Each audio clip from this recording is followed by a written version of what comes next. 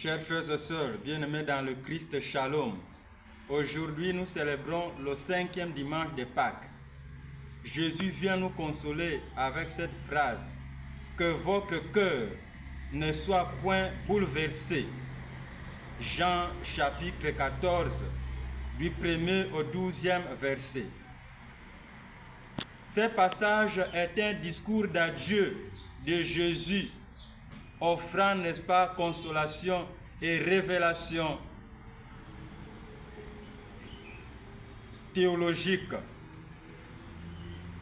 Jésus calme la peur des disciples en annonçant sa mort comme un retour vers le Père pour préparer une demeure éternelle. Que votre cœur ne soit point bouleversé. Jésus vient nous dire de croire à son Père et en lui. Croire en lui, car c'est lui qui a guéri miraculeusement un paralytique avec seulement sa parole près de la piscine de Bethesda. Jean chapitre 5, du 1er au 16e verset.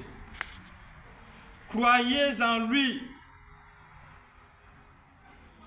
n'est-ce pas, lui qui a délivré les possédés de Marc chapitre 5, de Luc chapitre 8, de croire en lui, car il a déjà nourri 5000 hommes avec seulement 5 pains et 2 poissons. De croire en lui, car il a marché sur les eaux. De croire en lui, qui a apaisé la tempête, qui a calmé la tempête, dans Matthieu chapitre 27, versets 8 à 23. Que votre cœur ne soit point bouleversé. Pourquoi? Parce qu'il est capable, Jésus, de bouleverser ce qui nous bouleverse, de troubler ce qui nous trouble, de maîtriser ce qui nous maîtrise, de guérir nos maladies, nos infirmités, de supprimer nos échecs, de les changer en réussite, de croire en lui, que notre cœur, que votre cœur, que nos cœurs ne soient point bouleversés.